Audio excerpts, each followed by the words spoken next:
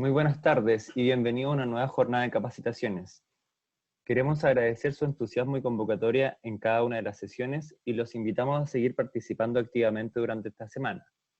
El día de hoy contamos con la presencia de la enfermera Andrea Sanzana, magíster en epidemiología, enfermera tratante en Hospital Clínico Universidad de Chile, diplomado en paciente crítico, que nos presentará el tema Cuidado en paciente de cúbito prono. Les recordamos que el chat estará disponible durante toda la sesión para que vayan realizando sus preguntas, las cuales recopilaremos y realizaremos al final de la presentación. Además, les solicitamos ingresar al link que se les ingresará en el chat para la evaluación de las charlas expuestas, con las cuales se pretende realizar un diagnóstico educativo y ver las charlas que requieren mayor refuerzo. Muchas gracias. Hola, muy agradecida por la invitación. Como les contaba acá el colega, soy Andrea, enfermera que trabaja en unidad de paciente crítico en el Hospital Clínico de la Universidad de Chile, en donde en realidad estamos viendo todo este tipo de procedimientos constantemente y la verdad es que hay bastante experiencia. Hoy día quiero compartir con ustedes lo que es el cuidado de enfermería en el paciente en decúbito prono, una técnica en realidad que viene hace mucho tiempo. O sea, ya el primer caso viene en un distrés grave desde 1970. De ahí en adelante viene este procedimiento realizándose y obviamente hoy en día toma una mayor fuerza frente obviamente al paciente, al tipo de paciente que nos estamos enfrentando. ¿Ya? Un paciente que está distresado, ¿no es cierto?, por esta neumonía, por este COVID-19, ¿no es cierto? Por lo tanto, estamos frente a un pulmón que tiene una heterogeneidad de esta aireación pulmonar, ¿no es cierto? Está muy distresado y por lo tanto tenemos una mala oxigenación.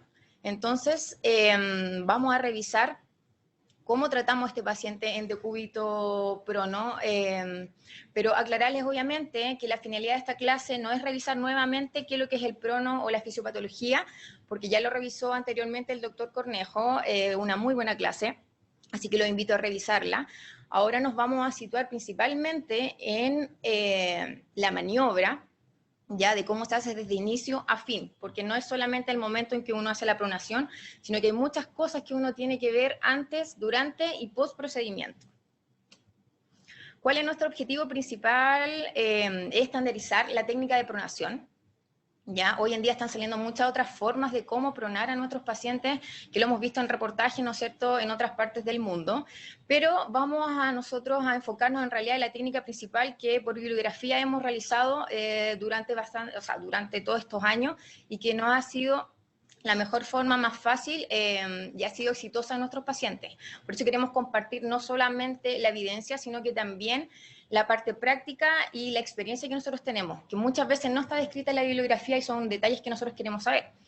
Vamos a describir los cuidados de enfermería entonces antes, durante y después del procedimiento. Como les decía, no es un procedimiento corto, ¿ya? Esto implica mucho manejo también de enfermería, entonces necesita mucho cuidado, ¿ya? Y por último, obviamente, si analizamos todo este proceso, vamos a poder otorgarle la seguridad al paciente y al equipo de salud también en la pronación. Recordemos que mientras menos nos equivocamos, ¿no es cierto?, vamos a pronarlo de mejor forma al paciente, vamos a tener menos complicaciones y a la vez le damos una seguridad al equipo, porque cuando uno no tiene experiencia y está por primera vez, uno está con temor, uno tiene susto, ya que el paciente se pueda extubar, ¿no es cierto?, que pueda salir desplazado un catéter, no sé, lo vamos a ir viendo a lo largo de la presentación, pero necesitamos darle seguridad más aún a los pacientes que vamos a tener hoy en día, ¿no es cierto?, que muchos de ellos, o que ya en muchos centros ya están pronados y se están enfrentando a esta realidad. Ahora, ya tenemos bien claro, ¿no es cierto?, como nos haya dicho el doctor Cornejo, por qué o los beneficios que trae el prono, ¿no es cierto? Tenemos un pulmón distresado, ¿no es cierto?, grave por esta neumonía, por este COVID-19, en donde lo que mayormente destaca esta heterogeneidad de la aireación pulmonar, debido a que hay una mala ventilación en este paciente que está en supino. Tenemos que sumarle a esto también, tenemos un paciente que cuando está en supino, tenemos una masa cardíaca que genera más compresión, de hecho se ve hasta estudiado hasta como un 40% de mayor compresión sobre el pulmón, Hay también desplazamiento del diafragma cefálica, hay que considerar también el tamaño y la forma pulmonar, por lo tanto todo eso también afecta a nuestra ventilación, ¿ya? También tenemos que considerar el daño que genera la ventilación mecánica invasiva, ¿no es cierto? Y por ende, a lo largo de los años se han ido viendo diferentes intervenciones de cómo podemos darle el mejor tratamiento a este tipo de pacientes. O sea, se ha visto, por ejemplo, de ventilar con volúmenes corrientes mucho más bajos, de ir agregando el bloqueo neuromuscular y también aplicar la ventilación mecánica al paciente que está en prono, ¿ya? Es por eso que cuando una vez pronamos a nuestro paciente, resumiendo un poco, para hacer un refresh, ¿no es cierto?, de por qué nosotros pronamos, vamos a lograr que ya la masa cardíaca repose en el esternón, ¿ya? Como de un 40% de compresión que hacía previamente en supino, ahora va a ser, se describe entre un 1 y un 4%, ¿ya? Va a haber mayor movilidad diafragmática, las presiones, el gradiente de presión pleural es mucho menor en decúbito prono, y eso genera que exista una homogeneidad en la distribución del aire, ¿ya? Por lo tanto, vamos a tener una mayor apertura alveolar, mejora mucho la relación BQ, porque recuerden que cuando tenemos, o nosotros estamos en supino en el fondo, tenemos una muy buena perfusión. La perfusión siempre se mantiene buena, sobre todo en las zonas dorsales, y mientras no es así con la ventilación, más en un paciente distresado, pero cuando lo pronamos, obviamente, podemos ver en la imagen acá al ladito, ¿no? Tenemos, por ejemplo, una descarga en ese caso del corazón. Por otra parte, podemos aumentar más la apertura alveolar y en conjunto, en el fondo, finalmente logramos que haya un mejor reclutamiento, ¿ya? Por ende, también tenemos una mejor ahora ventilación y una perfusión. Y a la vez también aumenta el drenaje de secreciones, que todo esto finalmente nos muestra los beneficios, ya que se ve del decúbito prono, y tener bien presente en realidad que los estudios han sido evidenciados en síndrome de distrés respiratorio de pacientes graves. Ahora, tener bien en cuenta que este procedimiento, chicos, es un procedimiento en realidad que se hace en equipo. Todos somos importantes. No obstante, siempre tiene que haber un líder, ¿no es cierto?, que comande la maniobra, y para esto el rol de enfermería juega un rol súper importante, ¿ya? No por esto quiero dejar de lado el resto de los profesionales, para nada, somos todos importantes, pero como enfermería está a cargo del cuidado del paciente, tenemos otro tipo de mirada y visión más integral al momento de esta maniobra. Por lo tanto, nuestro rol asistencial se ve sumamente dirigido, o en realidad se ve desarrollado, porque primero, en primera instancia, tenemos que hacer una buena valoración del paciente antes de pronar, ¿no es cierto? Tenemos que ver los factores de riesgo, considerar si el paciente quizás es obeso. Lo más probable es que ya no necesitamos 5 operadores, necesitemos 6 o 7. Tenemos que analizar cómo está este paciente hemodinámicamente, lo más probable es que esté inestable, ¿no es cierto? Tenemos que ver si está desaturando, quizás nos tenemos que apurar en el procedimiento y hacer las cosas mucho más rápido. Tenemos que ir viendo, claro, los diagnósticos de las necesidades, y frente a eso nos vamos a planificar, porque previo a la pronación tenemos que juntar un montón de recursos, organizar a nuestro personal, entonces hay que tener una visión muy integral de todo esto, ¿ya? Para luego finalmente, ¿no es cierto?, lograr la ejecución, y siempre con la finalidad de darle la mayor seguridad a nuestro paciente, ¿ya? Por eso tenemos que siempre, aquí como en realidad nos muestra, tener en cuenta qué pasa frente a una reanimación. O sea, yo tengo que haber conversado con mi equipo antes de pronar, qué hacemos en caso de que el paciente se extube, qué pasa si el paciente entra en paro, cómo lo vamos a reanimar en supino o en prono, cuál es la experiencia. Entonces, todo esto tiene que ser conversado, y quizás a lo mejor en estos tiempos donde quizás no estemos tan saturados o tengamos nuestras camas llenas, darnos un poco de tiempo en el fondo para analizar todos estos temas con nuestro equipo, ¿ya? Y obviamente finalmente va a llegar el tiempo de la pronación, en donde ya dirigidamente hacemos nuestro procedimiento, ya considerando todos estos factores relevantes para hacer una buena maniobra. Ahora, ¿por qué les muestro inicialmente las complicaciones del prono? Idealmente, cuando uno va a hacer esta maniobra, tiene que tener en consideración el cuidado completo del paciente. Entonces, para cuidar a este paciente, tengo que tener en mente todo lo que le puede ocurrir. Todo esto que les describo acá en esta diapositiva son complicaciones que ya están descritas en realidad y evidenciadas por pacientes que ya han estado en prono y que principalmente han presentado retiro accidental o desplazamiento de elementos invasivos, ya de catéteres y o drenaje durante la maniobra o de repente cuando hacemos los cambios de posición, han tenido obstrucción del tubo endotraqueal. Recordemos que estos pacientes o pueden estar hipersecretores o cuando los giramos, ¿no es cierto? También por efecto del prono aumenta la secreción, entonces estos tubos pueden obstruirse, ¿ya? Así que hay que estar bien atenta con eso, hay que tener ahí a nuestro kine full con nosotros. O también pueden extubarse, ¿ya? Ustedes ya a lo mejor muchos han visto que generan edema facial, vertebral, labial, ¿ya? Y generan, bueno, no son úlceras, son lesiones por presión, ¿no es cierto? Pueden generar lesiones corneales, labios, mentón, en la oreja, en las mamas, en las zonas costales, rodillas y genitales. Por lo tanto, hay que tener un cuidado muy específico, ¿no es cierto?, para prevenir estas lesiones. Y por último, y no menos importante, pese a que se menciona muy poco en realidad en la bibliografía, son las lesiones por compresión, ¿ya? O contracturas musculares y luxación de articulaciones, calcificaciones en hombro y cadera.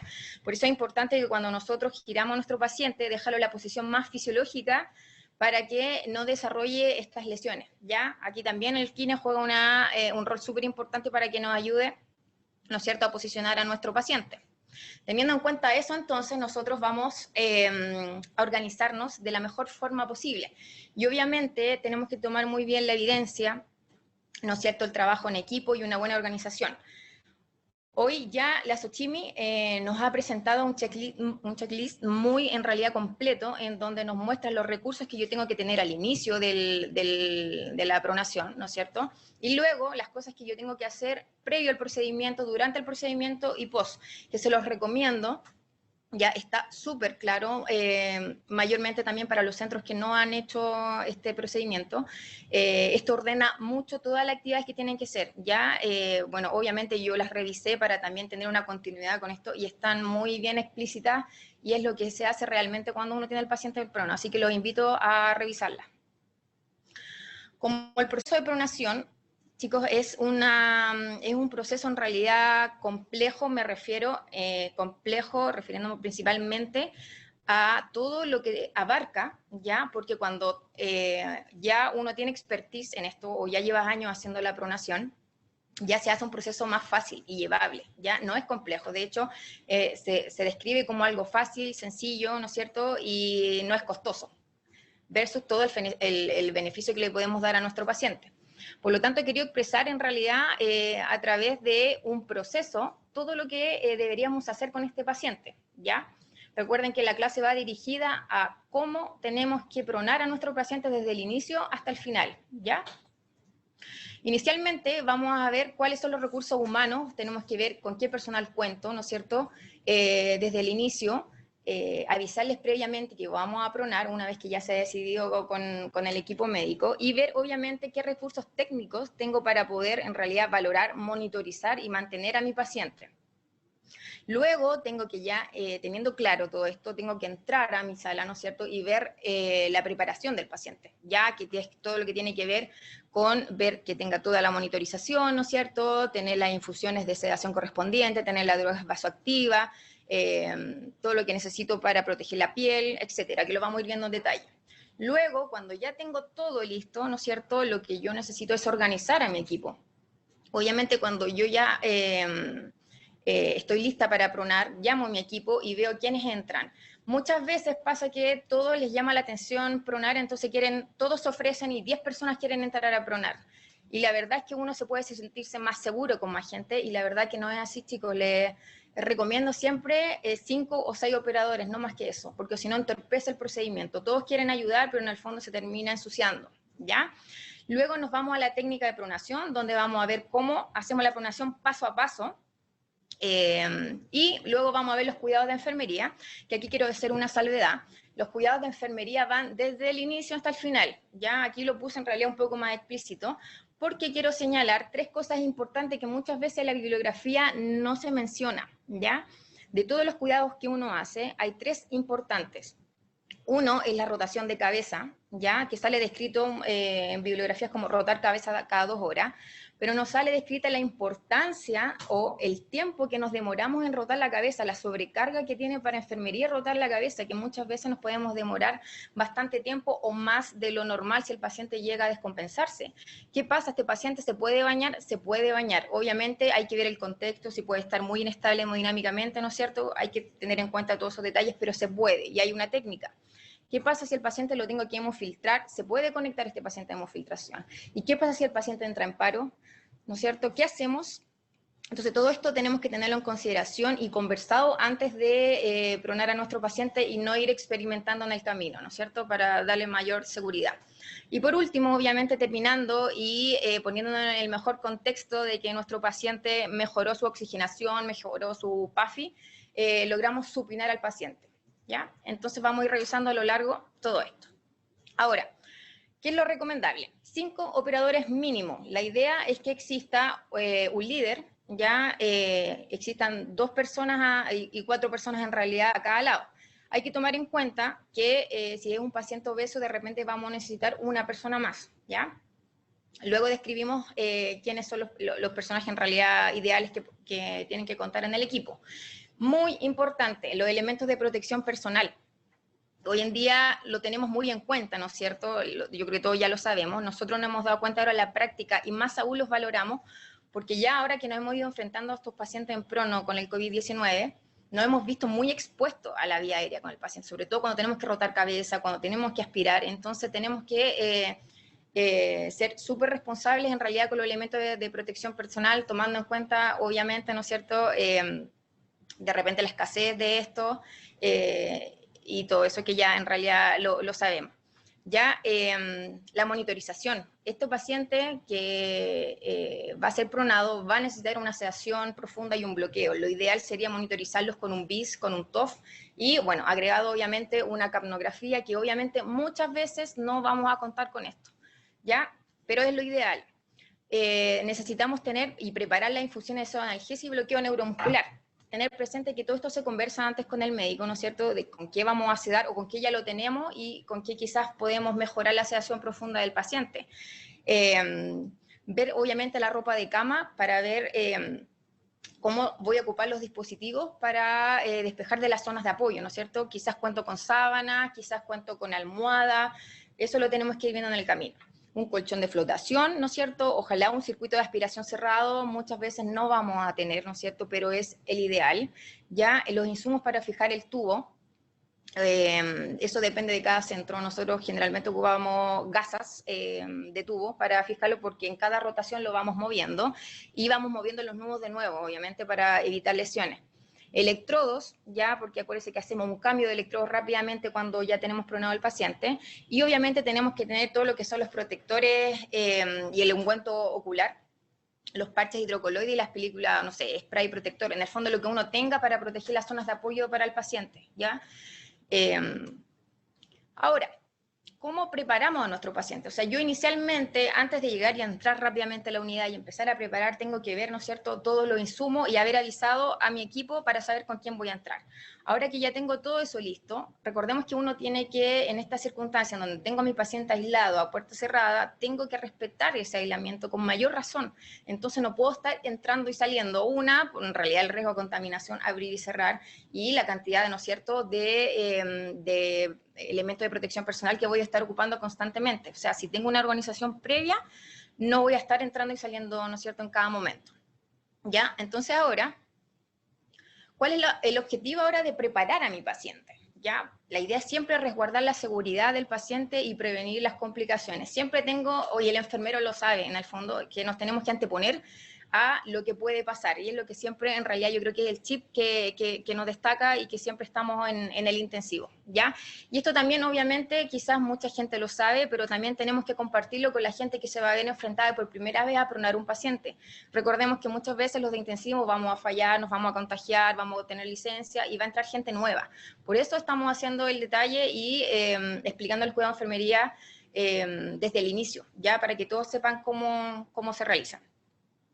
Chicos, siempre es importante informar a la familia del procedimiento, ¿ya? Obviamente ahora en el contexto que estamos, lo más probable es que la familia, o sea, hay restricción de visitas, ¿no es cierto?, en los hospitales, o ya no pueden entrar visitas, pero sí, obviamente, comunicarlo, no sé, pues sea vía por teléfono y todo, pero anticiparse, porque lo más probable es que estos pacientes sí lleguen a pronarse y las complicaciones que traen. Entonces, para los familiares es un poco un shock ver a los pacientes cuando están pronados. Y lo otro súper importante, mientras preparamos al paciente y entra gente a ver qué te falta, qué necesitas de repente, aunque ahora va a ser más restringido porque estamos en un área más cerrada, ¿no es cierto? Es siempre definir los roles y las tareas del equipo, ¿ya? Por ende, si yo voy a ser el líder, enfermera, tengo que decidir con quién entro y qué va a hacer cada uno, ¿ya? Es la única forma que salga el procedimiento mucho más limpio. Cuando yo ya estoy adentro en la sala con mi paciente, que lo tengo en supino, ¿no es cierto? Voy a hacer una valoración general. Tengo que ver con qué dispositivo, ¿no es cierto?, de monitorización, por ejemplo, tengo. Obviamente tengo mi monitor central, pero tengo que ver ahora dónde voy a dejar mi dispositivo, quizás mi BIS, mi TOF, ¿no es cierto?, dónde queda mejor el ventilador y si el paciente está conectado a hemofiltración. Tengo que en realidad valorar todo. Ya ver la sedación y el bloqueo neuromuscular. Recuerden que el paciente, antes de pronarlo, tenemos que tenerlo sedado profundo, ya tiene que estar totalmente adaptado al ventilador. Por ende, yo entro como infusiones, tengo todo preparado, o sea, lo tengo listo, sedado, y si es necesario, porque a lo mejor está sin drogas vasoactivas, tener la droga lista, programada y enchufada ahí al acceso venoso, en caso de que cuando lo pronemos, obviamente, pueda tener alguna alteración hemodinámica. Y vuelvo a recalcar el uso de los elementos de protección personal, más aún en este paciente, que cuando lo giremos tenemos más riesgo de desconexión, ¿no es cierto?, del ventilador, de algún filtro, y tenemos más riesgo, ¿no es cierto?, de contaminación, ¿ya? Y súper importante y considerar la quinoterapia respiratoria previa, ¿ya? Drenar lo que más se pueda, ¿no es cierto?, secreción en este paciente, y obviamente tener nuestro kine post, porque también es recomendable hacer kine posteriormente al procedimiento, ¿ya? También hay clases de los chicos dirigida en realidad a la quinoterapia respiratoria en este tipo de pacientes, que también los invito a revisar. Quiero también recordar que este procedimiento, pese a que lo estamos viendo desde una mirada netamente de enfermería, pero que se realiza en equipo, todos son importantes, ¿ya? Esto abarca muchas áreas, o sea, en el fondo hay que tener un buen manejo del ventilador mecánico, un buen manejo del paciente, ¿no es cierto? Y un montón de cosas, entonces todos son importantes en este proceso. Ahora, si vemos los cuidados en realidad y empezamos a justificar un poco ¿por qué tenemos que hacer ciertos cuidados más específicos y poner más énfasis? Tenemos que tener en cuenta que un paciente que está con un distrés grave al que nos vamos a ver enfrentado, ¿no es cierto?, con una PAFI que sea menor a 150, las recomendaciones son partir con una sedación profunda y con un bloqueo neuromuscular. Ya eso está descrito y en el fondo que mejora la oxigenación. Y obviamente también eso utilizarlo en el paciente que ya está en prono. Por lo tanto, nuestro paciente previo tiene que estar bien sedado, tiene que estar con un bloqueo neuromuscular. Ahora, ¿cómo nosotros logramos en realidad monitorizar? Acá nos aparece, y en realidad por recomendación, que lo ideal sería hacer una combinación, ¿no es cierto?, de la evaluación clínica y hacer una monitorización objetiva con el BIS y el TOF. Pese que hay una baja calidad, ¿no es cierto?, de evidencia, es lo recomendable y es lo que podemos hacer hoy en día. Cuando preparamos nuestras sedaciones, siempre tener en cuenta, chicos, partir inicialmente con concentraciones obviamente bien concentradas en el fondo del fármaco. Recuerden que vamos a hacer sedación profunda, van a ser dosis mucho más altas, ¿ya? Y no podemos estar entrando y saliendo a cada rato con infusiones. Lo ideal es partir al tiro con infusiones, ¿no es cierto?, potentes. Ya, obviamente va a depender de cada centro, porque en algunas partes va a ser quizás fentapropo o fentamidazolam. Hoy en día no está recomendado mucho, ¿no es cierto?, el midazolam por los efectos adversos que trae, ¿no es cierto?, a largo plazo por lo que es delirium. Obviamente uno dice, quizás no voy a pensar en eso ahora, en este momento, frente a este paciente grave, sí, pero si tengo las opciones de escoger entre una y otra, quizás veamos lo mejor que puede ser para el paciente. Ya, tener ojo si estoy con un paciente con propofol, ¿no es cierto? Recordemos que como un refresh que nos puede generar un PRIS, entonces tenemos que estar, ojo con la monitorización de él, están viendo CK, un ácido láctico, los triglicéridos diariamente, que todo esto finalmente son cuidados del paciente, ¿ya? Ahora, ¿cómo nosotros monitorizamos y qué es lo ideal en el fondo?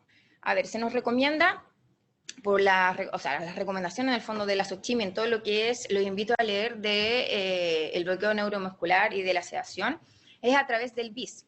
Lo que pasa, y tengan en cuenta que cuando yo ya tengo un paciente con sedación profundo, pero ahora yo lo voy a bloquear, yo ya no lo puedo evaluar solamente con el SAS, ya el paciente ya no me va a responder a la evaluación del SAS si lo tengo bloqueado, entonces yo ya tengo que evaluarlo de otra forma.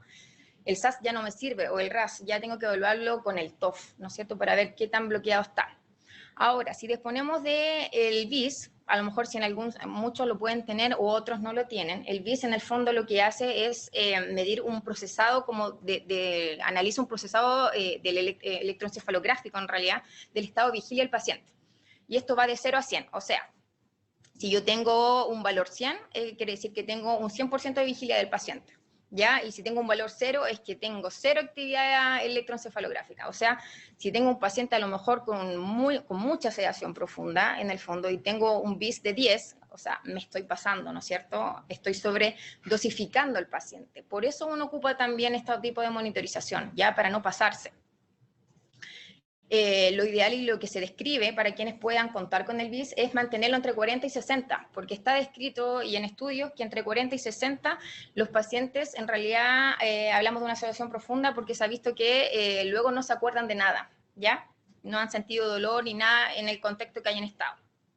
Ahora, ¿qué pasa cuando tengo mi paciente? Además lo tengo bloqueado. Ya tengo que utilizar el TOF, que es el famoso tren de cuadro, ya para los que quizás no lo hayan visto, el cual en realidad lo que hace es evaluar a través de estimulación, en realidad, estimulación periférica, ¿ya? Entonces tenemos dos formas, que puede ser a nivel del aductor del dedo pulgar, ¿ya? Podemos, esa es una forma, o lo otro a nivel del nervio facial, ¿no es cierto? Que en el fondo lo que hace es contraer el músculo orbicular, ¿ya? Hay que tener presente que obviamente lo ideal es que el TOF va de 1 a 4, ¿ya? Nos da estimulaciones, 4 estimulaciones, ¿ya? Y según la cantidad que exista, es más bien en realidad cómo va a estar bloqueado. Lo ideal es que vaya entre 1 y 2, ¿ya? Con eso habla que el paciente está bloqueado y vamos a ver que realmente está sincrónico con el ventilador. Así que esa es la recomendación.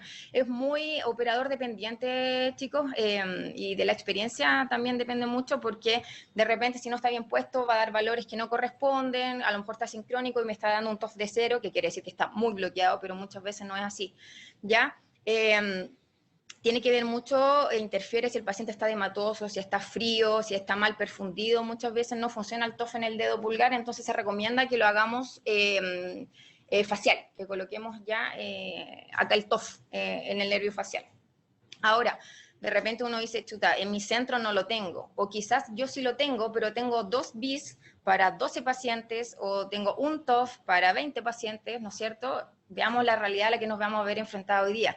Por eso, cuando no lo tengamos, o sea, quedémonos con esto, la observación de la mecánica ventilatoria y la sincronía del paciente ventilador, ¿ya?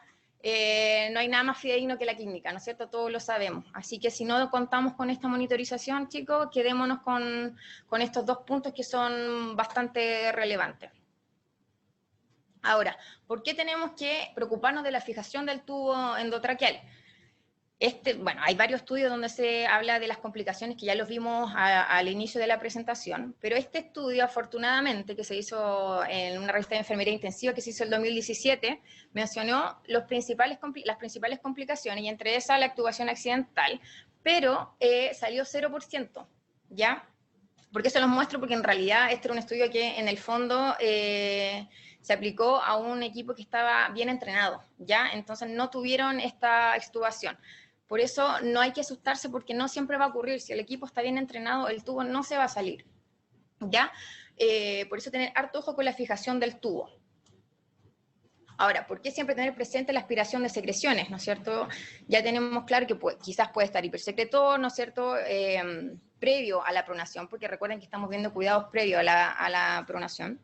Y también es muy importante que también tenemos que prevenir de agregar otros patógenos, ¿no es cierto?, a las vías aéreas bajas.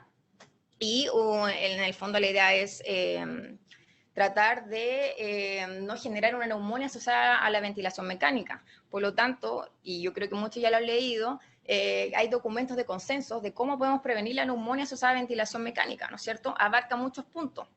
Abarca qué tenemos que hacer con el paciente, qué tenemos que hacer el equipo como equipo de salud, qué insumos tenemos que tener. Muchas veces no contamos con esto, pero sí hay cosas básicas que podemos hacer.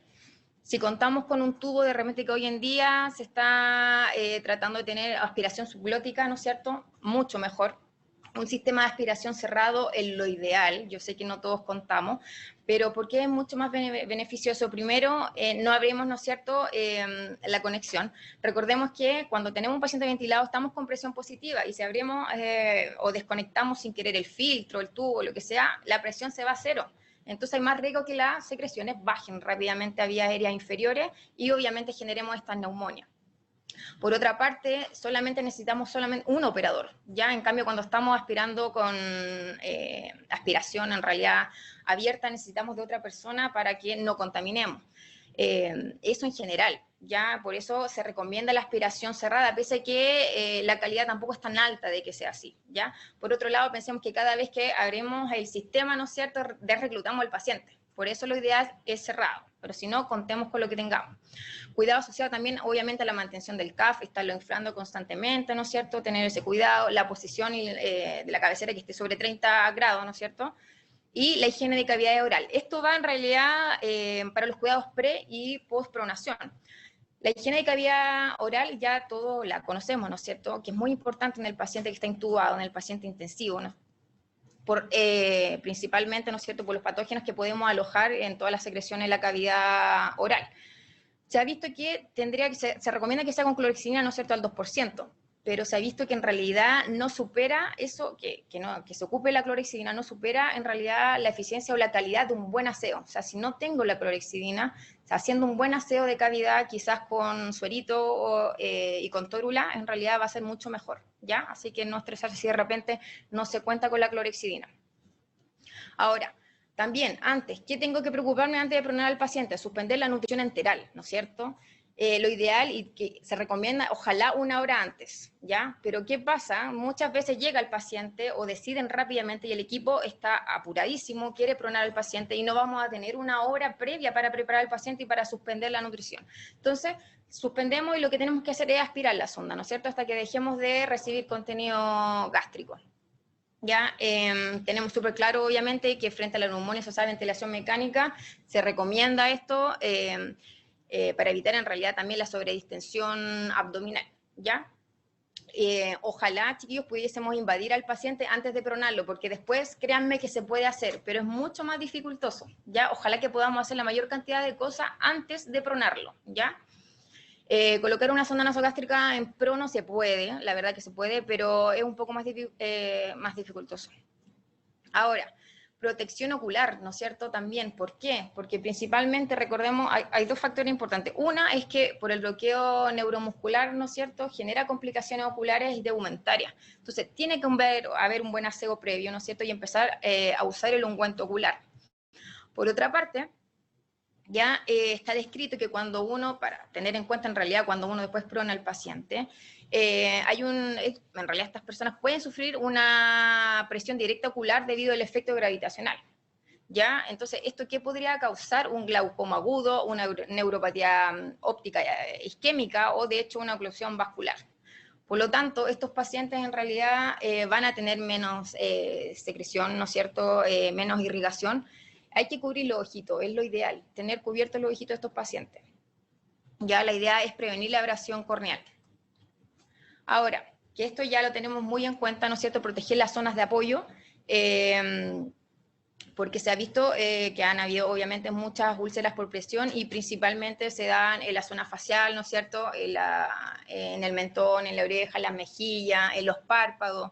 También se da en la zona torácica, en las mamas, ¿no es cierto?, en el abdomen, en genitales. Por lo tanto, cuando nosotros empezamos a posicionar a nuestro paciente, tenemos que siempre pensar en cómo lo vamos a proteger y si inicialmente tenemos a lo mejor hidrocoloide o películas de estas de spray protector, aplicarla, ojalá si fuera posible en todas estas zonas.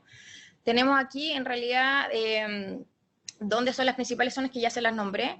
donde podemos hacer estas lesiones por presión. Y aquí tenemos la primera foto a esta mujer, no les tapé la cara porque son pacientes ficticios por si acaso, ya, en donde la principal, en realidad, objetivo es liberar la presión de la fascia, del rostro de la persona, por eso le colocan como este picarón, porque en el fondo la cara va a caer dentro y la idea es que quede libre, ¿ya? No que quede apoyado como este paciente, que muy bien tiene la posición del nadador, pero está apoyado netamente, ¿ya? Y que lo más probable este paciente sí va a hacer lesiones, perdón, por presión.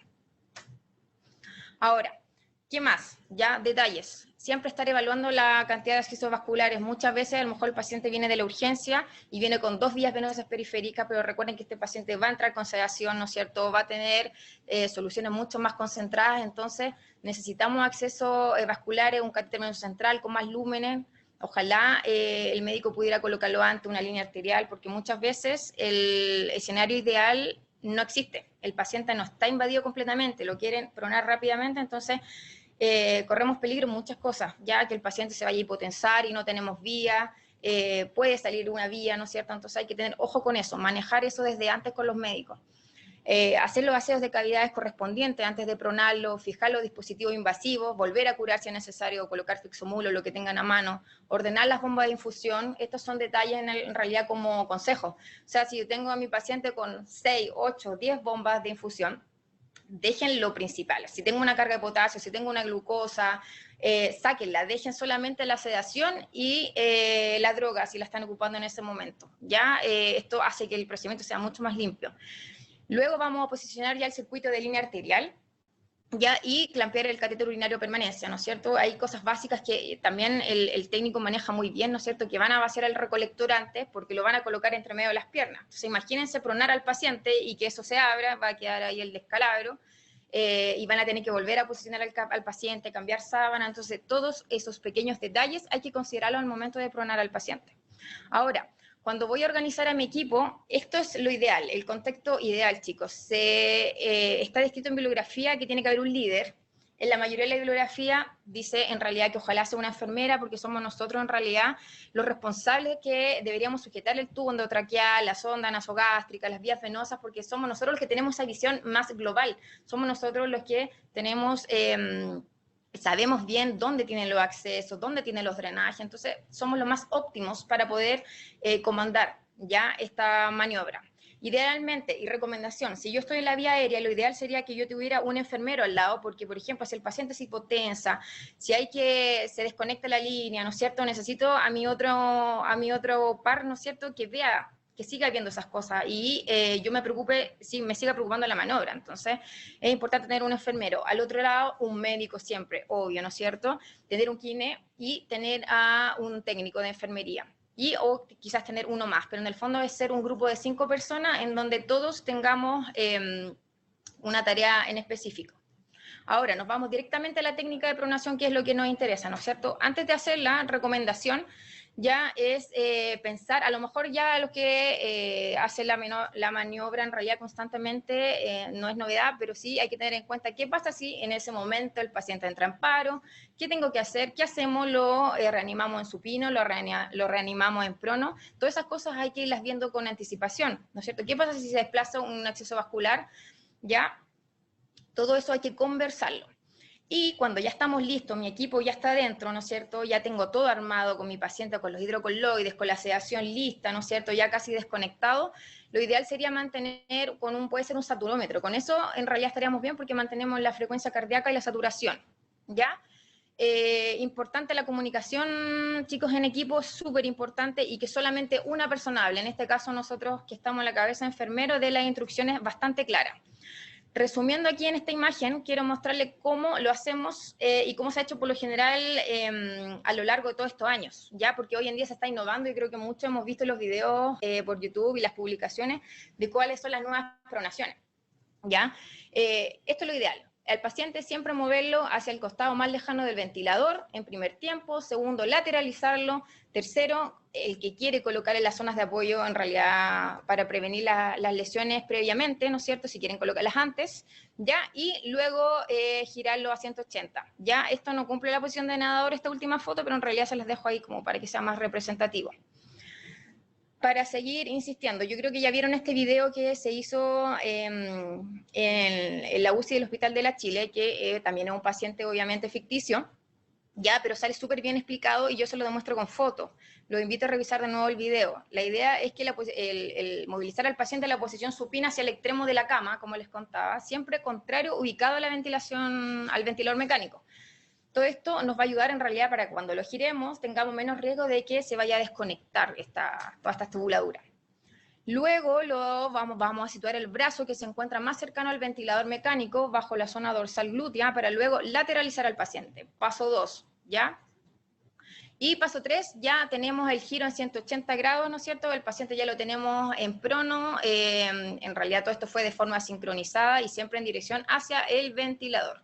Obviamente viene rápido la hemodinamia del paciente, verificar rápidamente cómo quedó. Hay algunos que no toleran, pero por lo general hay una buena tolerancia, ¿no es cierto? Hay que verificar rápidamente, ¿no es cierto?, la fijación del tubo endotraqueal, ya las conexiones, los accesos vasculares, si no hay acodadura, ¿no es cierto? Todo eso tenerlo bien en cuenta.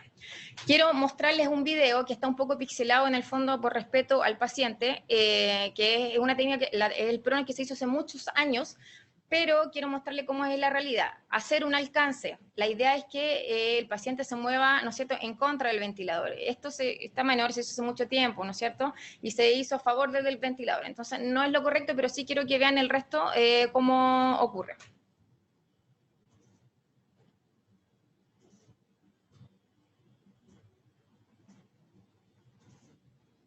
¿Tiene audio? ¿No? ¿Sí? ¿Sí? Ya, esa es una pequeña como equivocación en el fondo, porque claro, se mueve en contra del ventilador, pero quiero que aprendan que en el fondo no es así, es para el otro lado, ¿ya? Están aprox las 6 personas, ¿no es cierto? Tenemos a la enfermera que está a la cabeza y que está en realidad comandando la maniobra. La movieron hacia el lado, la lateralizan y ahora, listo, 180 grados queda la paciente y ahora viene obviamente cómo la acomodan. La van a girar, o sea, la van a mover hacia el centro, ¿ya? Y van a comenzar en el fondo rápidamente con la monitorización, ¿ya? Como ven, al lado de la colega que está como líder hay otra colega, bueno, no se ve mucho más pequeñita, pero está al lado porque en el fondo siempre necesitamos la ayuda de nuestra colega ahí que nos ayude a desenredar el catéter venoso central, a monitorizar, ¿no es cierto? Tenemos ahí a nuestro kinesiólogo que está tratando de posicionar lo mejor posible a nuestro paciente, pero lo importante es monitorizar.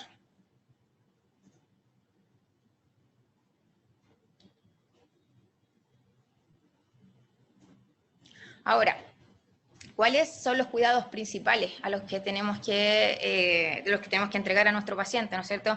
En primera instancia, siempre posición Trendelenburg invertido, ¿ya? Tenemos que mantener en realidad estas precauciones porque tenemos que prevenir una neumonía asociada a ventilación mecánica, tenemos que prevenir el desarrollo del edema facial de este paciente, ¿no es cierto? Y obviamente reducir el riesgo de reflujo y hay que tener ahí un buen manejo con la sonda nasogástrica. ¿Cuál es la posición principal, la más fisiológica para nuestro paciente? Es que este paciente tiene que lograr una postura idónea que sea libre de tensiones neuromusculares. Ya hay que evitar todas las lesiones producidas por estas posturas inadecuadas. Lo ideal, obviamente, es que la cabeza siempre con el cuello esté enrotado hacia la mano que va hacia arriba, ¿no es cierto? Como aparece en la primera imagen, ¿ya? Y la otra manito va hacia atrás. Entonces, ¿cómo posicionamos? A través de estas fotos les quería mostrar, por ejemplo, qué es lo importante para prevenir las lesiones. Primero, y lo ideal, es que el paciente quede con la cara liberada, siempre, no apoyada en la cama. Cometemos mucho ese error y después tenemos las consecuencias, ¿ya? Pueden hacer como un estilo picarón, pueden usar sábanas, nosotros muchas veces utilizamos sábanas, no tenemos nada, no hemos comprado cosas especiales para esto, la verdad es que hay mucha imaginación, mucho entusiasmo en el fondo en siempre estar imaginando cómo podemos proteger al paciente, ¿ya? Lo que ustedes ven en la frente son sábanas que están apiladas en el fondo y bien estiradas para que no vayan a generar lesiones.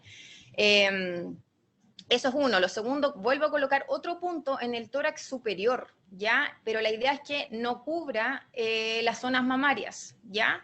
Eso va a lograr finalmente que yo pueda tener la cabecita liberada. Aquí, en este paciente nos costó, porque es un paciente COVID-19, pero es un paciente obeso, entonces cuesta más, sobre todo cuando tienen el cuello un poquito más corto, ¿ya? Luego, tengo que colocar otro punto, acá idealmente donde les muestro en la zona, en la cresta ilíaca, porque la idea es liberar la tensión o la presión sobre el abdomen. Es lo ideal, chicos, siempre. Van a ver muchas imágenes y bibliografías que a los pacientes los colocan sobre almohadas, ¿ya? Y no es lo ideal. Tienen que pensar siempre cómo libero las presiones de este paciente.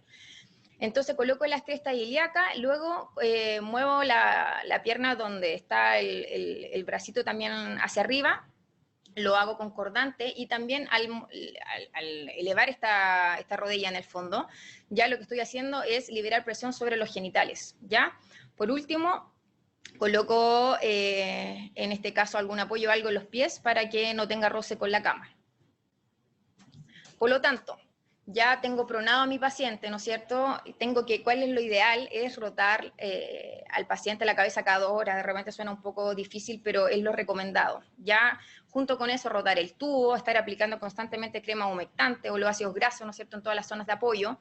Cuidados oculares, que ya los vimos anteriormente, ¿no es cierto? Valorar el edema facial constantemente, ¿no es cierto? Aplicar película de spray protectora, lo que tengamos. Y ojalá estar aspirando las secreciones con un circuito cerrado. Auscultar siempre la sonda, chicos, acá ya no nos podemos confiar de repente de ver la sonda ahí en los centímetros correspondientes, porque con tanta rotación se puede enrollar y puede quedar en la boca. Entonces podemos hacer microaspiraciones que obviamente no queremos en este paciente, ¿no es cierto? Y después que ya está pronado podemos iniciar normalmente la nutrición enteral, no hay ningún problema. Ya ir viendo la tolerancia. Y ojo con la cantidad de los residuos gástricos, si es que es necesario usar prokinético, ahí según lo que vayan viendo. Evaluar siempre los accesos vasculares, que siempre estén bien sellados, ¿no es cierto? Que no se vayan, no tengan riesgo de distracción. Valorar y ir ajustando la zona analgesia, como les contaba con el BIS, ¿no es cierto? Valorar y ir ajustando el bloqueo neuromuscular, no nos caigamos en la sobredosificación.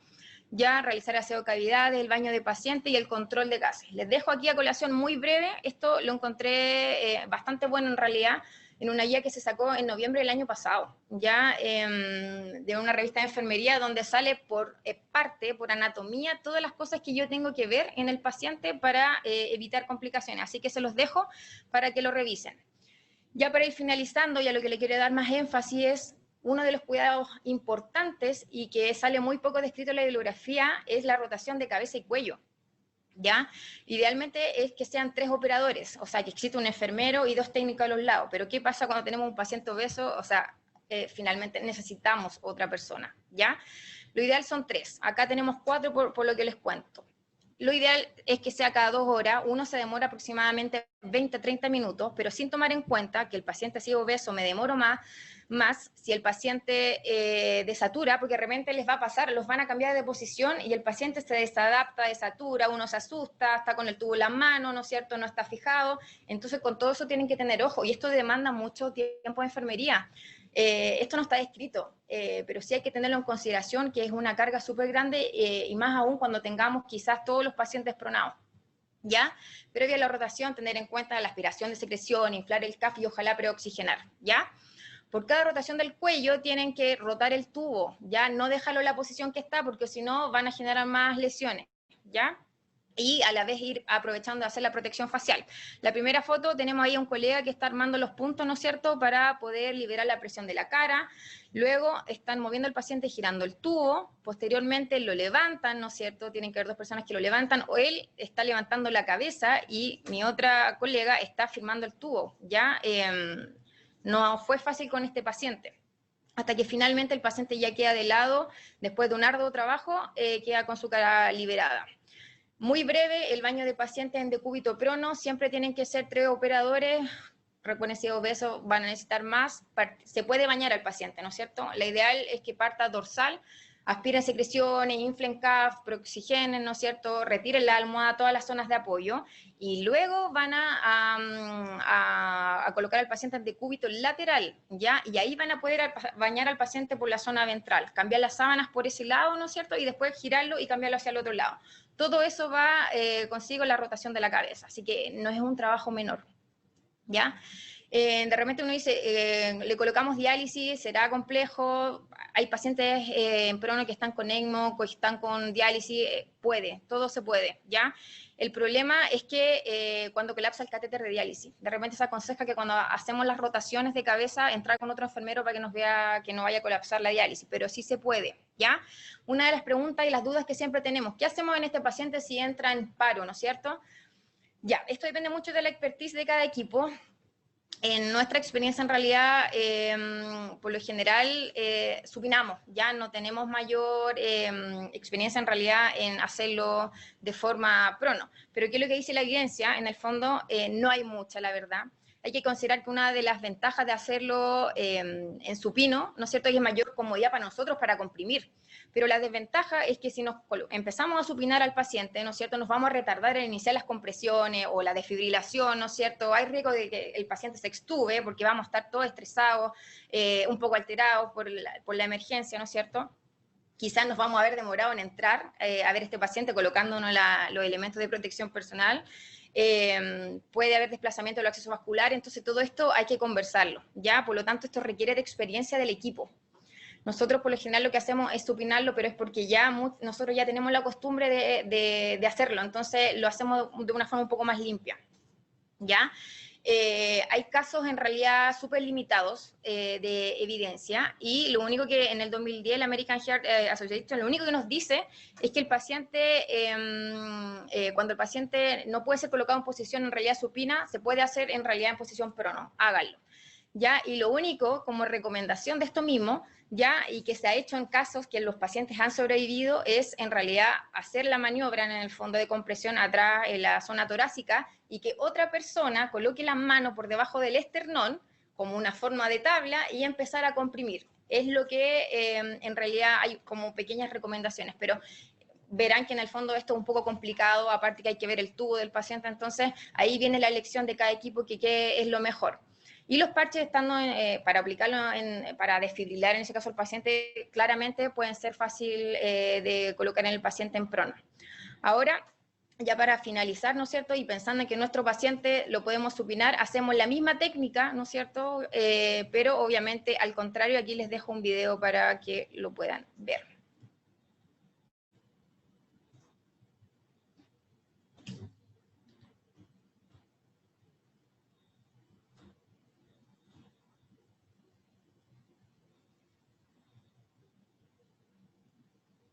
Vemos que hay un poco más de personal, pero cada vez en realidad el procedimiento se ha ido ajustando a un video sí más antiguo, no tenemos videos tan de ahora en el fondo, pero esto muestra los principios que nosotros queremos lograr. Se aleja del ventilador, lo giran, ¿no es cierto? Y tenemos a nuestro paciente nuevamente en supino, ¿ya? Ahora, y como último, en realidad, mostrarle esta imagen, porque muchas veces tenemos la duda de que podríamos pronar al paciente, ¿no es cierto?, enrollándolo, que queda con una sana por debajo, por arriba, quizás lo hemos visto en video. Nosotros no tenemos experiencia en esto, pero sí, en realidad, se ha visto que ha sido efectivo. Lo dejo yo, en realidad, a juicio de cada equipo. Pero como les he enseñado, o les he mostrado, perdón, anteriormente, no ha funcionado bastante bien y complicaciones no hemos tenido. Ya solamente las básicas como lesiones por presión. Así que eso, mucho éxito en la maniobra, que se nos viene complejo a todos los colegas, a todo el equipo, así que a trabajar full todos. Gracias.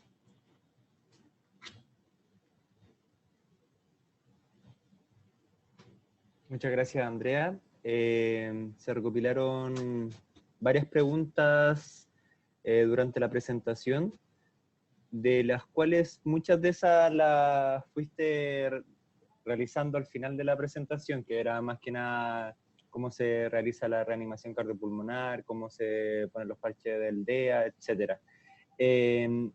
Lo que preguntaron bastante en cuanto a los cuidados de enfermería, si lo pudiera repetir, por ejemplo, ¿qué se recomienda en cuanto a la lubricación de ojos? ¿Cuál es cuidado específico en cuanto al cambio de posición, sobre todo en estos pacientes COVID, que no hay que ingresar tanto? Ya.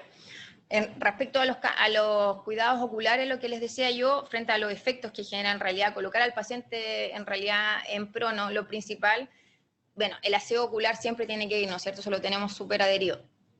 mantener los ojos cerrados. Recordemos que siempre también tenemos mucha presión al estar boca abajo sobre la fascia. Por lo tanto, uno de los cuidados principales es que cuando cambiamos o cuando tengamos al paciente boca abajo, tener la cara liberada, no sobre una almohada, porque el paciente puede quedar bien, pero en el fondo estamos haciendo compresión. Administrarle ungüento. Acuérdense que estos pacientes están con bloqueo neuromuscular, entonces necesitamos estos pacientes con estos ojos irrigados, cerrar el ojo idealmente, es lo que más se recomienda. Ahora, dentro de los cuidados que tenemos que tener al girar al paciente, claro, lo que siempre yo recalco mucho y valoro mucho el equipo también de enfermería, es la gran carga de trabajo que hay cuando nosotros tenemos que cambiarlo de posición. Lo ideal es cada 2 horas, pero pasa que cuando entramos a hacerlo cada 2 horas es rotación de cabeza, rotación de extremidades superiores, ¿no es cierto?, extremidades inferiores, entonces hay un arduo trabajo. Entonces, esto muchas veces nos lleva a estar 30, 40 minutos dentro con el paciente solamente haciendo esta maniobra, ¿ya? Que por lo tanto tienen que tener bien en consideración de entrar las personas exactas. Ojalá un enfermero y 2 técnicos, que ellos tienen en realidad mucha habilidad en todo lo que es el paciente prono, y en el fondo es porque conocen más que nadie, yo creo, a nuestro paciente. No sé si tienen algo más específico o respondo a lo que preguntaron. O sea, preguntaban específicamente en cuanto a eso. También preguntaron en cuanto a la evidencia para fijación del TOT. ¿Qué se recomienda para la fijación del tubo? Ya, porque mira, aquí para la hicieron distintos tipos de fijaciones. Sí, lo que pasa, por ejemplo, nosotros cuando tenemos a los pacientes en supino, ocupamos la fijación en nuestros centros los que tienen hidrocoloides, ¿no es cierto? Pero resulta que, suponiendo que alguien tenga eso, a lo mejor este tipo de fijación, el problema es que cuando uno los coloca boca abajo al paciente, no logramos bien en realidad el movimiento del tubo. Lo que se recomienda, por ejemplo, en las bibliografías no sale en específico qué tipo, porque en realidad esto siempre se asume a que cada centro lo escoja. Lo que sí recomendamos nosotros es que nosotros lo hacemos muy más artesanalmente cuando ya lo colocamos boca abajo, con gasas de tubo, porque en el fondo la gasa de tubo, pese a que en realidad uno puede decir, pero esto tiene riesgo de hacer, ¿no es cierto?, lesiones y todo, colocamos esponjas entre medio, pero esto nos permite dar una buena maniobra al tubo en el paciente. O sea, si yo lo dejo a la derecha, roto bien, y con la gasa permito rotar bien el paciente, el tubo del paciente, por lo tanto es lo que nosotros más usamos, ¿ya? Y como les decía, uno piensa que puede generar más lesiones y sí, hay riesgo, pero para eso ahí viene el ingenio y nosotros colocamos espumas debajo de las zonas donde puede generar lesiones y la verdad es que la evitamos. Pero es lo recomendable porque nos permite rotar bien el tubo al lado de la cabeza, de donde esté, ¿ya? Perfecto. Preguntan con respecto a la sedación, que se habló en la presentación anterior, acá también se habló, hay que mantenerlo en sedación profunda, con bloqueo neuromuscular, y se ha visto, según tu experiencia y según la evidencia, asincronía en el ventilador, más asincronía en el ventilador en pacientes cronos. La verdad es que cuando nosotros en realidad tenemos un paciente bajo sedación profunda, ya siempre, como fue también conversado con el doctor Tovar, bajo escalones en realidad se logra con estos pacientes. Es mucho más fácil, es verdad, cuando tenemos monitorización como un BIS, como un TOF, pero se puede lograr, ¿ya? Una forma de repente de cumplirlo, si no tenemos esta monitorización, ¿no es cierto?, es viéndolo a través del ventilador, si es que no haya sincronía. Lo principal, primero, es ver que el paciente, por ejemplo, no esté gatillando, o ver si hay algún cambio en la curva respiratoria. Entonces, tenemos que ver también otro tipo de formas de monitorizar esto y sí, teniendo obviamente una buena sedación profunda, vamos a mantener al paciente bien adaptado. O sea, si el paciente se desadapta, no se asusten, en el fondo falta más sedación, falta más bloqueo y todo eso lo van conversando con el médico hasta llegar a un acuerdo e ir viendo que el paciente esté realmente adaptado al ventilador. Pero se puede, así que no hay que asustarse. Perfecto. Andrea, lo otro que se preguntó y se preguntó también en la presentación del doctor Tovar en cuanto a la medición con el TOF. Si pudiese repetir esa parte, ya que nuevamente se preguntó muchas veces en los distintos chats. De cómo hacerlo, ¿no? Quizás como eso. Sí, claro. Lo que pasa que, exacto. sí, lo que pasa que una forma de ver el bloqueo neuromuscular es a través del TOF, ¿no es cierto? Este aparato que se llama el tren de 4, ya que lo que hace en el fondo es aplicar estimulaciones, ¿no es cierto? Ahí lo veamos, por acá está. Voy rápidamente, acá, ¿ya? Es en realidad aplicar estimulaciones a los nervios, ¿no es cierto? Que por lo general puede ser el nervio del aductor del pulgar, o puede ser al nervio facial, ¿ya? Para estimular el músculo orbicular del ojo. Entonces lo que hace esto en el fondo es que aplica... es como una chispa en el fondo, decirlo de otra forma, para que a ver si hay contracción, aplica 4 veces, ¿ya? Entonces, ¿cuál es la idea? Que si tengo un paciente totalmente bloqueado, el TOF va a salir en 0, vale decir que en realidad el paciente está totalmente entregado y bloqueado. Ahora, si lo tengo en 4, por ejemplo, si yo me aplico el TOF, me va a salir 4, ¿ya? Lo ideal y lo que se recomienda es mantener un bloqueo neuromuscular para un paciente con un TOF entre 1 y 2.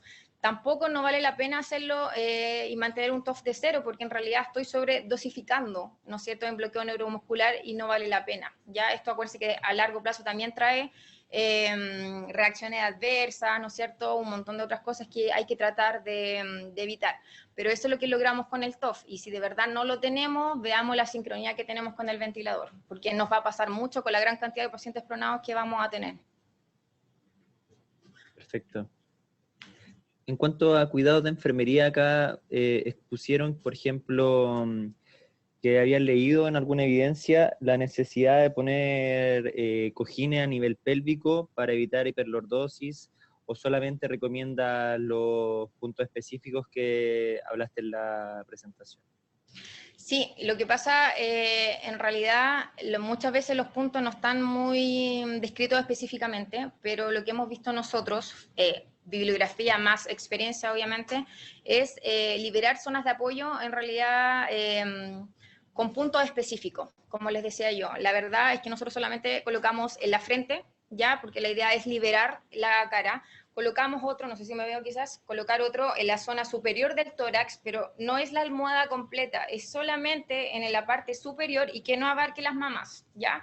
Luego coloco en las crestas ilíacas, ¿ya?, a lo largo, y con eso créanme que logran descomprimir toda la zona abdominal y las mamas, que muchas veces van a haber pacientes con lesiones, ¿ya? Y ya con eso, y luego, ¿cómo se llama? Moviendo la pierna en el fondo, la misma hacia donde roto la cabeza, la subo, logro liberación, ¿ya? Y en el fondo eso es lo que tenemos que lograr de conseguir. Pero para evitar lordosis y esas cosas no nos hemos situado en eso, la verdad. Hemos hecho algo general. Andrea, preguntan también por el BIS, si pudieras dar nuevamente los valores que se recomiendan para ver si está sedado o no está sedado el paciente. Recordemos, chicos, que el BIS en el fondo lo que quiere ver es cómo está nuestra actividad electroencefalográfica, ¿no es cierto? Que en realidad lo que hace es ver nuestro estado de vigilia. ¿Ya? Entonces, recordemos que el BIS lo que hace en el fondo es medir de 0 a 100. Si tengo un valor de 100, por ejemplo, yo que estoy hablando, me va a salir 100, ¿no es cierto? Porque estoy en un estado de vigilia 100%.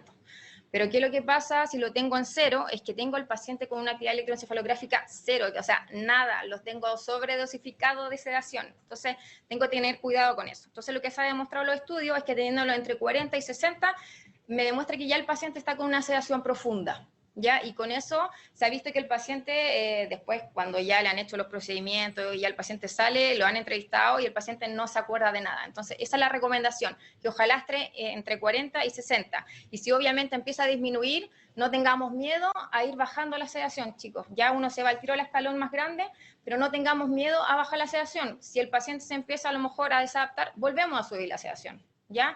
Pero atrevámonos a hacer estos cambios basados en evidencia, en el fondo, y que van en realidad en beneficio del paciente. Perfecto. Y Andrea, para concluir, preguntan mucho en distintos lugares que nos refieren que no hay mayor manejo de pacientes pronos que se están preparando para esta contingencia. ¿Hay algún estudio que hable de, o su experiencia, cuánto es la dotación enfermero, TENS, kinesiólogo por paciente pronado? ¿En la maniobra o en eso te refieres, no es cierto? En la maniobra y posteriormente en el cuidado del paciente Ya. ya pronado. Les voy a mencionar lo ideal y siempre nosotros tenemos que ponernos en el contexto de que va a haber una sobrecarga de trabajo enorme y que no siempre vamos a poder contar con todo el equipo. Siempre hay que pensar eso. Lo primero, la maniobra, chiquillos. Se describe siempre tener un líder. El líder tiene que ser capaz de tener una mirada bien integral y en realidad se recomienda, obviamente yo me pongo la camiseta por enfermería, ¿no es cierto? Soy enfermera y es porque tenemos un mayor manejo, ¿no es cierto?, de nuestro paciente. Pero eso no significa que lo pueda hacer al médico o otra persona porque depende de la expertise que tengan en cada centro, ¿ya? Nosotros sí, a la cabeza lo hacemos los enfermeros. Es lo recomendado, ¿ya?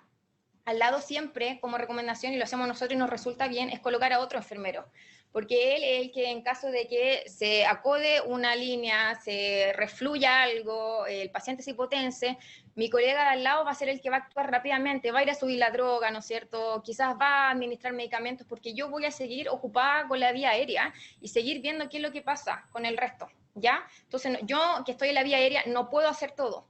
Por eso es bueno tener un enfermero al lado.